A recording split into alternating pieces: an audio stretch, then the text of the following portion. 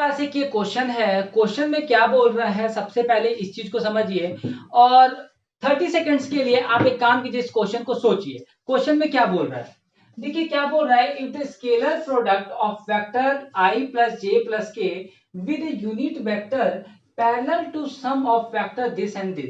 थोड़ा सा कॉन्सेप्ट कुछ समझ में आया क्या? मैं आपको जब समझाऊंगा ना तो आप लोग बोलेंगे अरे सर इसमें तो कुछ था ही नहीं, लेकिन बस ये इसलिए मैंने आपको 30 सेकंड दिया है। फटाफट इस क्वेश्चन का मतलब समझिए, मतलब क्या है, फिर मैं आपको समझाता हूं।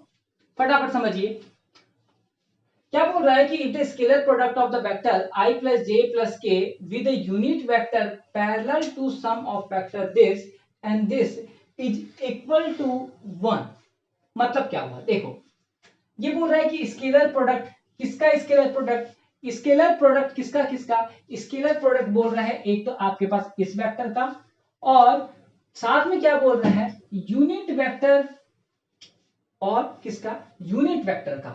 और यूनिट वेक्टर कौन सा यूनिट वेक्टर, जो कि पैरेलल है किसके, sum of vector this and this. मतलब क्या हुआ कि इन दोनों वेक्टर का जो सम होगा, क्या बोला, इन दोनों वेक्टर का जो सम होगा, उन दोनों के सम का जो यूनिट वेक्टर जो बच्चों होगा, समझ में आ गया, उन दोनों वेक्टर का जो यूनिट वेक्टर होगा उसके साथ इसका प्रोडक्ट लेना है। बात समझ में आ गई?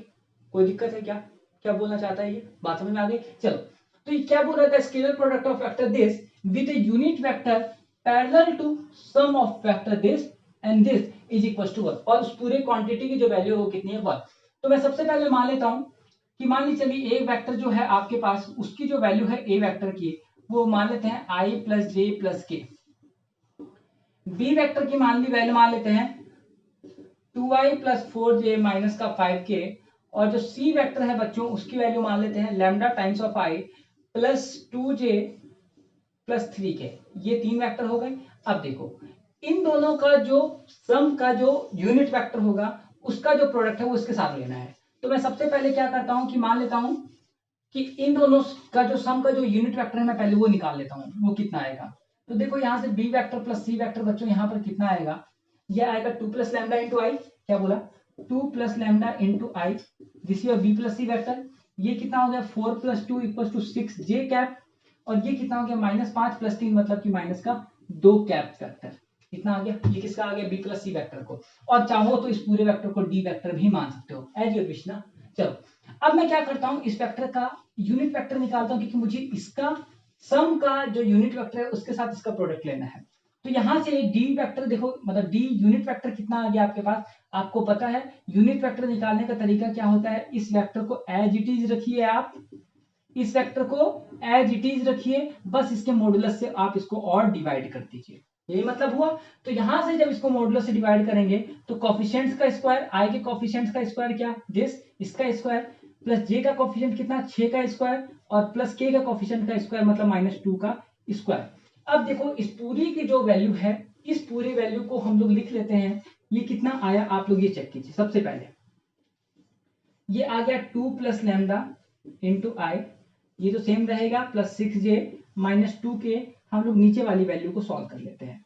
ये कितना हुआ, चाहो तो इसको एज इट इज रहने दो, बाद में देखी जाएगी, जो होगा बाद में देखी जाएगी, ठीक है। हम लोग इसको सॉल्व कर लेते हैं। ये कितना हो गया, 36 प्लस 4 मतलब कितना हो गया, प्लस का 40।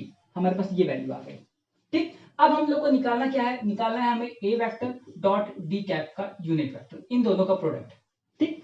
तो यहां से हम इसको डायरेक्टली मल्टीप्लाई कर लें, आई को आई से कर लेंगे, तो ये कितना आ गया, 2 प्लस लैम्डा, ये बच जाएगा, आई इंटू आई कितना होता है, 1 होता है, जे इंटू जे कितना होता है, 1 होता है, मतलब लेकिन कोफिशिएंट को मल्टीप्लाई करोगे तो कितना आ गया, प्लस का 6, और के कोफिशिएंट को करोगे तो माइनस का 2 divide by under root of कितना हो गया, 2 प्लस लैम्डा का होल स्क्वायर प्लस का 40 इज इक्वल टू कितना, 1। पूछो 1 क्यों, क्योंकि बच्चों इसमें गिवन था कि उन दोनों का जो प्रोडक्ट जो है is equal to 1। Then what is the value of lambda, आपको लैम्डा की वैल्यू बतानी है। अब देखो जब आपके पास ये वाली इक्वेशन बन गई, क्या आप यहां से लैम्डा नहीं निकाल सकते क्या, डेफिनेटली निकाल सकते हो।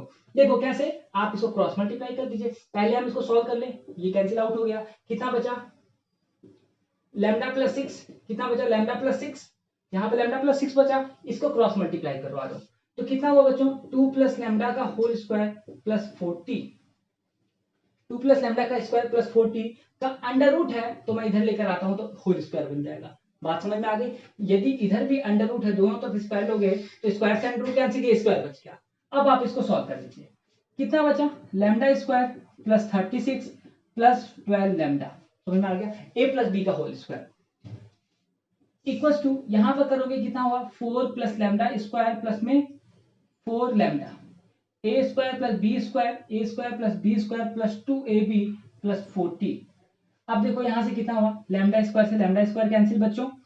अब देखो ये कितना हुआ, यहाँ पे मान लेता हूँ 12 लैम्डा में से 4 लैम्डा माइनस करोगे तो यहाँ पे बच्चों कितना बच गया, 8 लैम्डा इक्वल्स टू, ये कितना हो गया 44, या फिर एक काम करो 36 को उधर ले जाओगे तो कितना हो गया 8, तो लैम्डा इक्वल्स टू कितना आ गया आपके पास 1 आ गया। तो देखो यहाँ कोई ऑप्शन है क्या, मेरे को डी ऑप्शन दिख रहा है डायरेक्टली, मैं डी पर टिक कर देता हूँ। तो देखिए यहाँ पर ओवरऑल क्या था, कॉन्सेप्ट को बस समझने के लिए बस एक दिक्कत थी कि हम इस क्वेश्चन में क्या समझिए कि क्वेश्चन में बोलना क्या चाहता है। बोलना ये चाह रहा था कि आपके पास कोई भी वेक्टर है, स्केलर प्रोडक्ट करना है, इससे पहले बोला है, इससे मैंने स्केलर प्रोडक्ट लिया है यहाँ पर, ठीक है। किसी बच्चे के दिमाग में आ रहा है सर मैंने यहाँ पर डॉट प्रोडक्ट क्यों लिया, क्रॉस भी तो ले सकते थे, लेकिन इससे पहले बोला स्केलर प्रोडक्ट।